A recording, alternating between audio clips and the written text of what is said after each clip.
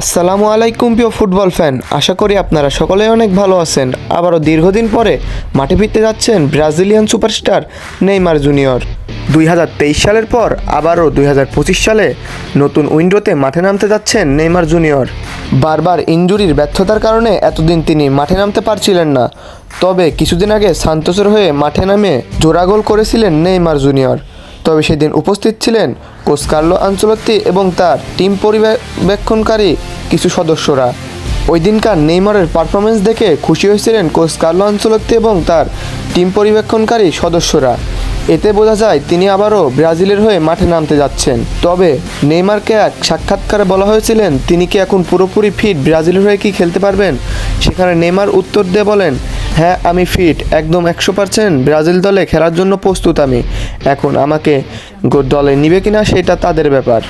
যদি সান্তোসের হয়ে মাঠে খেলতে নেমে ইনজুরিতে না পড়ে তাহলে 100% ব্রাজিল জাতীয় দলে ফিরতে যাচ্ছেন নেইমার জুনিয়র। আপনাদের কাছে কি মনে হয়, ব্রাজিল জাতীয় দলে কি নেইমার জুনিয়র আবারও ফিরতে পারবে? কমেন্ট করে জানান। এখন দেখার বিষয় কোচ কার্লো আনচেলত্তি কী করেন। সেপ্টেম্বরের উইন্ডোতে কি নেইমার জুনিয়রকে তার 23 সদস্যের স্কোয়াডে রাখবেন কিনা সেটাই এখন দেখার বিষয়। যদি নেইমারকে তিনি তার পছন্দের 23 সদস্যের স্কোয়াডে রাখেন তবেই আবারও নেইমার জুনিয়র 2023 সালের পরে 2025 সালে আবারও ব্রাজিল জাতীয় দলের হয়ে মাঠে ফিরতে চলেছেন। আর আপনার যদি এরকম স্পোর্টস কোয়ালিটির ভিডিও দেখতে ভালো লাগে তাহলে আমার চ্যানেলটি সাবস্ক্রাইব করে পাশেই থাকুন।